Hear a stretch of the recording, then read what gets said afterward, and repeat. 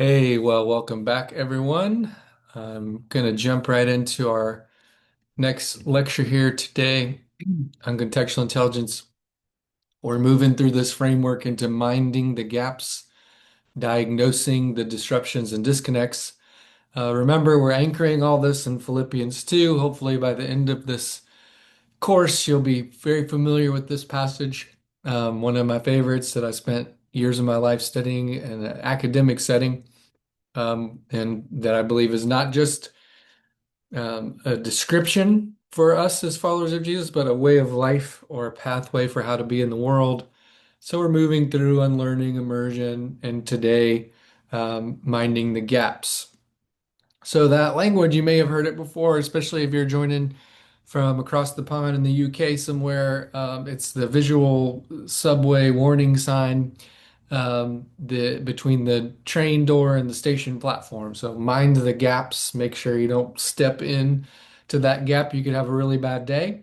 But for our purposes, this is seeing the sore spots, the fragmentation, the disconnects in our community, and the institutional voids.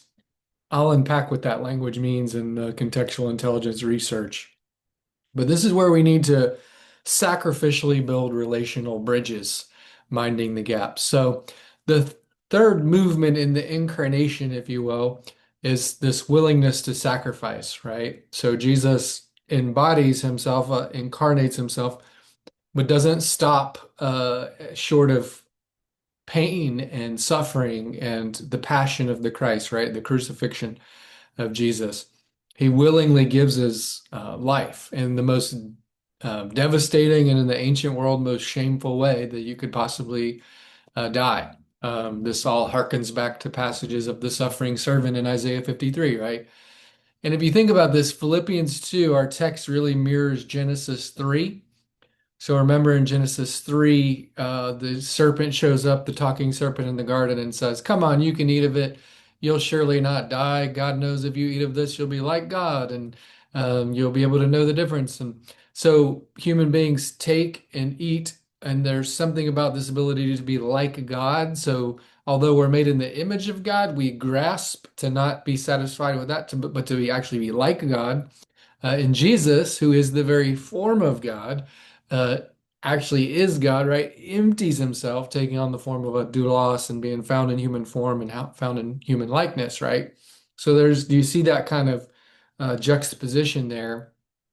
We reach for like Godness, God empties of God's self, entering into our world in the fullest way. So there's a gap between the covenant that God has made with humanity and our ability to live it out.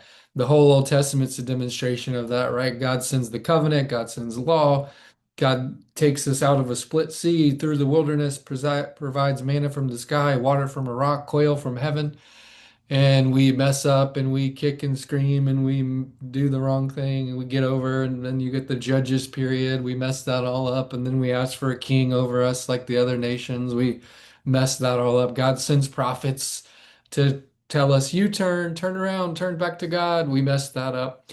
So the whole Bible really demonstrates our inability to live up in our own strength, and in our own will to heal that gap, to bridge that gap, to be the people of holy love that God's originally made us to be in the Imago Dei. So the cross bridges that gap. It heals that divide, if you will. God takes on all the forms of wickedness, religious hypocrisy, institutional hypocrisy, imperial power. He takes that into his own body and turns that all against itself on the cross, which if you think about like a Christus Victor model of atonement, Jesus triumphing over the powers and principalities and the evil of the world, doing that through suffering, doing that through pain, doing that through the cross, bridging, healing the upward relationship with God, healing the horizontal relationship and the vertical relationship, the horizontal relationship with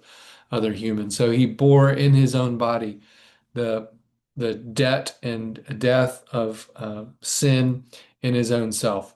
So by his wounds we've been healed. I like to think of these kind of four revelations of the cross, what this kind of tells us about the world and ourselves. First, what we know about God is that God is a crucified God.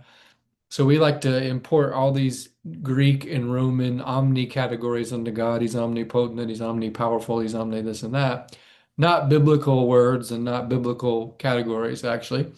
But what God, we do know about God through the cross is that God's a crucified God whose ultimate, if you want to use omnipotent power, is the power of love and the power of the cross, and the pain of God actually reveals the deity of God and draws us close and in and makes that connection with God. It gives us a revelation about ourselves too, that somehow we participate in that, right? We're part of that crowd saying, hey, Hosanna in the highest one day, crucify him in the next. That means there's a gap in us. Something is broken in us that needs to be healed. It's also a revelation about society, right? The cross shows us just how warped the human systems of this world are, the religious systems and the political systems that exploit and oppress and all of those things that were doing that in Jesus' day and they're doing it in our day 2,000 years later. So there's something broken about our social system that creates what sociologist Emil Durkheim talks about as enemy or aloneness or isolation or separation when the society is not functioning as a healthy social system. So then it also gives us a revelation about creation. Creation created very good, made in the image of God. God makes everything that is. He says, Tov, Tov, Tov, good, good, good, good, good, gets down to human beings. Very Tov, very good. But something's also warped about the creation. It's good. It's the content of creation. The molecular reality of creation is goodness, right? It's made out of a good content by a good God, the word that spoke things into existence. But there's also this part of it, like Romans 8, that the current creation's kind of travailing, giving birth to a new creation. So something is broken about creation. The cross illuminates this reality and also draws us into God, into the life of God. And so we could think of the world we inhabit. It's like creation is both very good and there are tragic gaps and wicked problems, which I'm going to get into here. And we also are very good, made in the image of God. We also have tragic gaps and wicked problems in us. And the life, death, resurrection, and the passion of Jesus, right? And I know talking about the cross these days and blood and sacrifice and those kind of things is not a thing that some theological camps want to talk about, but the cross is actually the centerpiece of the incarnation. It's not all that's redemptive about Jesus. Jesus' life is redemptive, his birth is redemptive, his resurrection is redemptive, his presence with us now. But something about the pain of God and the crucified God that actually heals the world and heals us. God heals the gaps. So minding the gaps is about being cruciform people, right? The church is not in the self-preservation business. We're in the self-donation business to be blessed, broken, given to the world. It's the very Eucharistic nature of the body of Christ, right? Is to be torn and broken and given for a world that's hungry. And unfortunately, when the church is in a cycle of decline, like it is institutional church anyway these days, we want to clench our fists, desperately grasp at what's left, rather than opening our hands, giving ourselves to the world, which Jesus, in the Gospel of John says, unless that seed goes into the ground and dies, it doesn't produce a harvest of resurrection. And that self-death happens through that, right? And then being infilled by the Holy Spirit we as the church descend into, we make the same journey, right? The Passio journey. We make the Philippians 2 journey ourselves, like the contextual intelligence framework, to be the hands and feet of Jesus in the world. We have to stand in those tragic gaps with Jesus in the power of the Spirit as disinherited people, as marginalized people, as suffering people, where we bring healing and reconciliation. So minding is an important concept in an attention economy when our mental energy, right, is monetized, literally. The little devices that we hold in our hands or the screens that we watch at home, their algorithms are programmed to keep our attention focused, right? So these big kind of corporations and advertisers can draw us into things, right? And that's actually diminishing our capacity for sustained attention. And so through unlearning and immersion in our context, we have to then, in that space of incarnation, practice mindfulness or that soft-eyed way, the mind of Christ as learners of our environment, giving attention to the world around us and attention to the people in front of us. There's some cultural psychologists did some work on cultural intelligence, Thomas and Inkson, and they identify that as a combination of knowledge and mindfulness and cross-cultural skills. And they speak of the danger of going into cultural cruise control, in which we run our lives on the basis of kind of these built-in assumptions. In order to develop culture intelligence, they suggest breaking out of this cruise control and developing an alternative state of mind called mindfulness or attentiveness to the world around us. And the word mindfulness might be off-putting for some. It's a Buddhist term imported by U.S.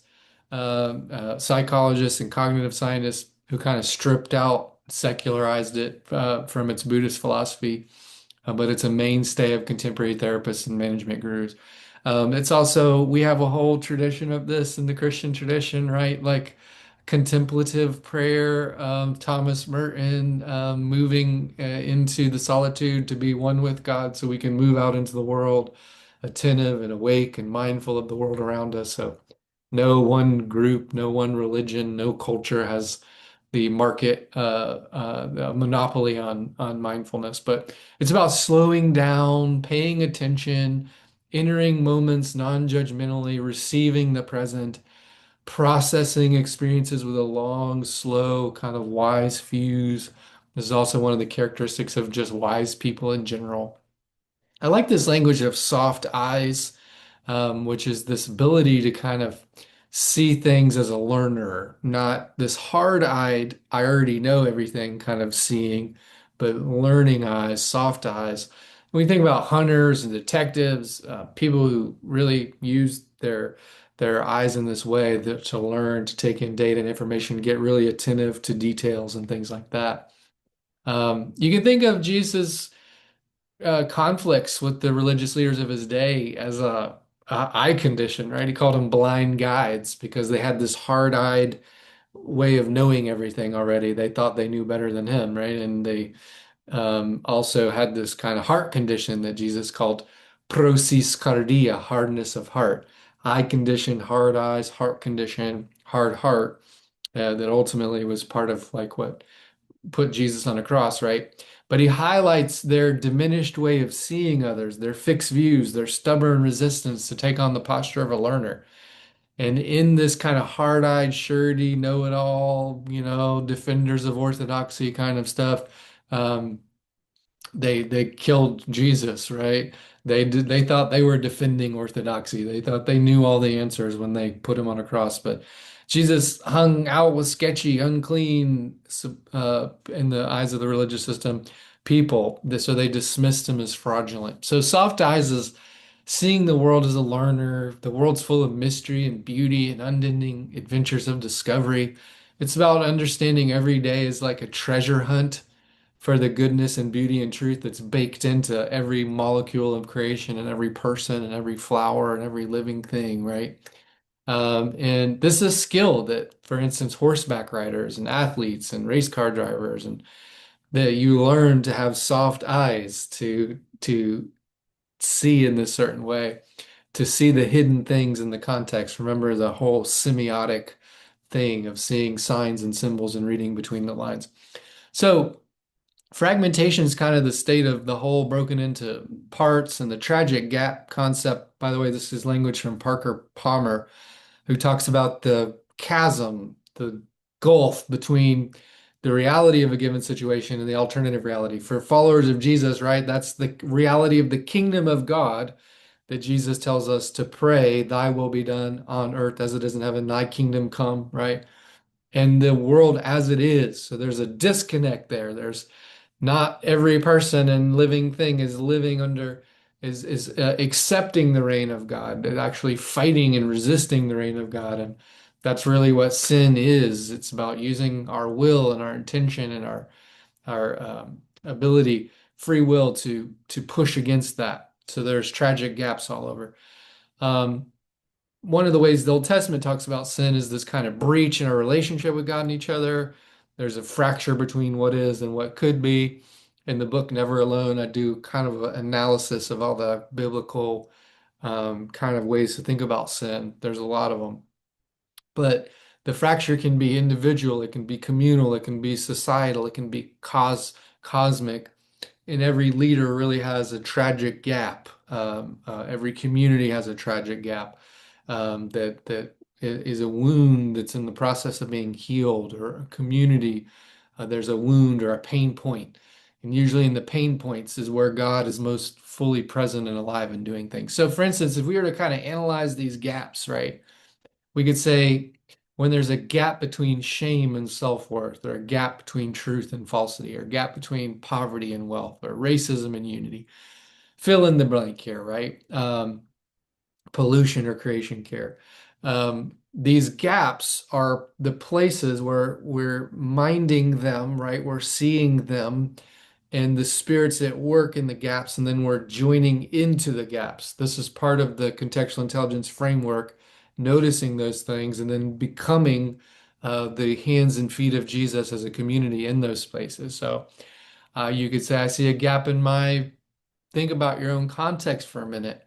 A gap between, what do you see in your community? Fullness of God's kingdom, the promises of Revelation 21 and 22, where ultimate access to God, God's wiping away a tear from our eye. There's fruit on the tree for everybody. The leaves of the tree are for the healing of the nations. The river of life runs crystal clear blue from the throne of God. There's that reality, right? That the new creation, and then there's our community. Where do you see those gaps in your own community? Often those can be the places where God's calling us. There's a helpful in the contextual intelligence literature acronym SPAM, structured pattern, attitudes, means of influence. These are important when you think about organizational contextual intelligence in an organizational sense. We could easily apply this to ecclesiology as well. But structure is the formal and informal structure of an organization. So who's designated with what areas of responsibility, who's authorized to make what decisions, who are the leaders who carry out which roles, who are the followers. Is this a rigid or flexible structure? Is the hierarchy rigidly locked in place or applicable to all situations? Knowing the structure or realities of your organization, a contextually intelligent person understands those structural realities, right? The patterns or the way a social system works is another thing that a high CQ leader gets, right? So identifying those patterns involving looking at the actions from temporal perspective, with thinking about timing and sequencing and how does information flow or not flow? Where does it get cut off? Where are the barriers? Who's making decisions? How do those decisions play out in a flow or a kind of pattern? Also, attitudes. What are the prevailing values, predispositions, prejudices of an organization? The contextually intelligent person understands their own attitudes, the attitudes of the group, the rationale of the intervention. So knowing a person's or a group's attitude is know how to present that information in a way that resonates and communicates, right? And the means of influence refers to the power that is essentially a linear concept where means of influence incorporates interactional aspects of relationships. So a person at the bottom of an organization's hierarchy typically does not have much authority, but they can still have extremely effective means of influence. So in a congregation, there's like the leader, the appointed leader, and then there's the leader, the community leader, right? And how do those people influence the system? How does that influence play out in the system? What are the range of actions? So does complaining to people in authority, or expressing support for organizational superiors, or asking for help, or demonstrating positive attitude, how do those things, the means of influence, work in a system? So all of that would be things that are contextually intelligent leaders understand. The most obvious gap in our world today, right, is the gap between local churches and our communities. A lot of churches just focusing, as we looked at last time, is closed systems, not open systems. And we're doing these franchise versions of the church that are disconnected from their communities. This is called institutional voids. I want to camp out on that for a minute. It's an important concept in the contextual intelligence literature. It's coined by Taryn Khanna. And it describes the absence of intermediaries like market research firms, credit card systems to efficiently connect buyers and sellers in an emerging market. So go with me here for a business world analogy, and then we'll bridge it back into the church. But quite simply, this is when the institutional arrangements that support the market are absent, weak, or they fail to fulfill their roles. So planning a franchise in a foreign context without sensitivity to these voids, it will produce failure, right? So one of the articles that Connor writes talks about a cement plant that you can't just plant a cement plant anywhere. Um, and it just functions, right? You need the raw materials, you need the access to different things to create cement. You need the instrumentation to be able to do this. You need the natural resources that create the cement. All of those things. Um, so some would assume that a cement plant is a cement plant, and the cement industry is organized just so no matter what. But his research discovered that's untrue. It turns out that knowing something about the performance of a particular industry in one country gave you virtually no confidence you could predict its performance elsewhere. So, in the example of the cement industry, it's true that the technology that transforms clinker cement is the same everywhere, but it's also true that the cement plant is embedded in a broader array of contextual variables. Those variables appear more important than the unifying effect of the common technology. What basically that means, the context matters more, right? So the contextual variables are the voids that when those are absent that do not translate across context. That could include suppliers, potential buyers, specialized intermediaries, all of those things can make a venture kind of fail those institutional voids. So think about applying these learnings to the gaps between mainline denominational forms of church or any form of church, but I'm particularly thinking about like the Seven Sisters of mainline denominational church and the communities which they're cradled. A lot of denominations and networks of churches kind of bought into this idea that you could basically plan a franchise version with the logo and the branding of, for instance, a UMC, put a cross and flame on it, do it how you do it everywhere else. We've seen that not really working anymore, right? So the established wisdom of that, the Methodist congregation denomination organized just so no matter what. Now, this may have been true in the fading kind of McDonaldization of the church, of the industrial age, and the managerial error that these franchises are kind of set up under, including churches. But it's just not true in a globalized, dispersed, anti-pyramidal, pushing against institutions, pushing against franchise, leaning towards dives, leaning towards the artesian, leaning towards the handmade, leaning towards the contextual. And we're in a network society with these different post-institutional impulses, but still trying to function like these franchises. Just put a church on any corner and they all look the same.